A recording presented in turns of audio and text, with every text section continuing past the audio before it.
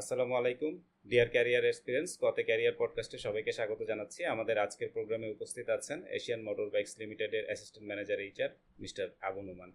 নোমান, আসসালামু আলাইকুম, কি খবর? ওয়ালাইকুম আসসালাম, আলহামদুলিল্লাহ ভালো আছি। আপনি ভালো আছেন? এই তো আছি। আপনি তো আমাদের আসলে এই প্রোগ্রামটাই হচ্ছে একদম ক্যারিয়ার রিলেটেড একটা প্রোগ্রাম এবং এই ক্যারিয়ার নিয়েই কথা বলবো। তো ক্যারিয়ার নিয়ে কথা বলার আগে আগে আপনার ক্যারিয়ার এবং আপনার ভবিষ্যৎ প্ল্যান সম্পর্কে একটু জানতে চাচ্ছি। তো আমি আসলে পড়াশোনা করেছি ইস্টার্ন ইউনিভার্সিটি থেকে। তো এইচআরএম এর উপরে পড়াশোনা করেছি। আমার ক্যারিয়ারটা শুরু হয়েছিল একটা হসপিটাল ইন্ডাস্ট্রিতে। তো ওখানে আমি প্রায় 2.5 বছরের কাছাকাছি ছিলাম। তারপরে আমি আসলে মুভ করি একটা অটোমোবাইল ইন্ডাস্ট্রিতে, খুব well renowned Asian motor bikes.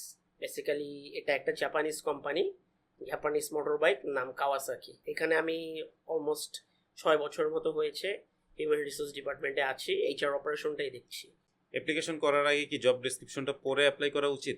অবশ্যই শতকরা 70% ক্যান্ডিডেট আসলে জব ডেসক্রিপশনটা পড়ে না। আমি এক্ষেত্রে সবাইকে রিকোয়েস্ট করব যে আপনারা অবশ্যই কাইন্ডলি জব ডেসক্রিপশনটা পড়বেন।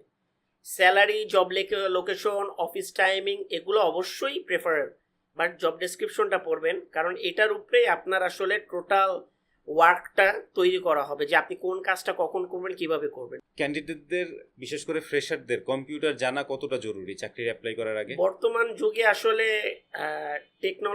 টেকনোলজিক্যাল নলেজের বিপরীতে কোনো অপশনই নেই।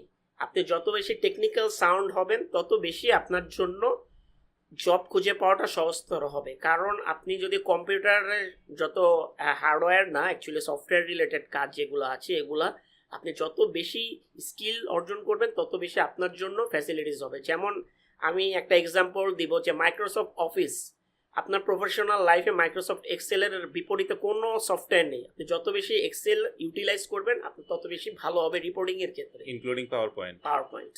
কোন একটা কোম্পানিতে ইন্টারভিউ কল পেলে একজন ক্যান্ডিডেটের কি ধরনের অ্যাপিয়ারেন্স নিয়ে যাওয়া উচিত?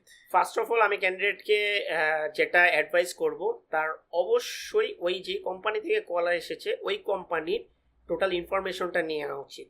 কোম্পানির ওয়েবসাইটে অ্যাভেলেবেল ইনফরমেশন থাকে যে কোম্পানিটা কবে এস্টাবলিশড হয়েছে, কোম্পানিটার কারেন্ট সিচুয়েশন কি। তাছাড়াও আপনারা যে কোনো কোম্পানির ইনফরমেশন, যদি পজিটিভ নেগেটিভ ইনফরমেশন নিতে চান, একটা ভালো ওয়েবসাইট আছে, ওখানেও আপনারা দেখতে পারবেন যে এই কোম্পানিটার আসলে বর্তমানে কি অবস্থা আছে। সো অবশ্যই কোম্পানি সম্পর্কে ইনফরমেশন নিয়ে যাবেন। এবং আমি যেটা সবসময় সাজেস্ট করব যে ইন্টারভিউ ক্ষেত্রে সবসময় কনফিডেন্স লেভেলটা থাকবে এবং অবশ্যই কোম্পানির পাশাপাশি নিজের রিজিউমি অথবা সিভিটা ভালো করে পড়ে নেবেন। Thank you so much Noman, আজকে অনেক ইনসাইটফুল ইনফরমেশন পেলাম আপনার কাছ থেকে। আমাদের পরবর্তীতে যদি কখনো মনে হয় এইচআর নিয়ে আরো কোনো রকম জানার আছে, অবশ্যই আপনার সাথে যোগাযোগ করবো। আবার হয়তো অন্য কোনো পডকাস্ট হবে। বিশেষ করে যারা ফ্রেশার এবং এইচআরে আসতে চায় তাদের জন্য কোনো একটা আপনার সমাপ্তি বক্তব্য। আচ্ছা, আমি যেটা বলবো ফ্রেশারদের ক্ষেত্রে, যারা আসলে আপনাদের ক্যারিয়ারটা এইচআরে করতে চান, তাদের ক্ষেত্রে আমি একটা সাইট বলবো যে আপনারা বিভিন্ন কোম্পানির যারা এইচআর আছেন তাদের সাথে কমিউনিকেশন করার চেষ্টা করেন, নেটওয়ার্ক বিল্ড আপ করেন। নেটওয়ার্ক বিল্ড আপের সবচেয়ে ভালো ওয়ে হচ্ছে লিঙ্কডইন। আপনি যেভাবেই আপনার লিঙ্কডইন প্রোফাইল তৈরি করেন কোনো সমস্যা নেই, স্লোলি আপনি এটাকে ডেভেলপ করতে পারবেন, একদিনে কখনোই ডেভেলপ হবে না। এবং সবচাইতে বেশি যেটা করবেন, কখনো কোনো ইন্টারভিউ মিস করবেন না। আপনি যত বেশি ইন্টারভিউ দিবেন তত বেশি আপনার এক্সপিরিয়েন্সটা হবে। This is Mainuddin Akash signing off from today's episode. দেখা হচ্ছে নেক্সট এপিসোডে অন্য কোনো গেস্টের সাথে। আল্লাহ হাফেজ।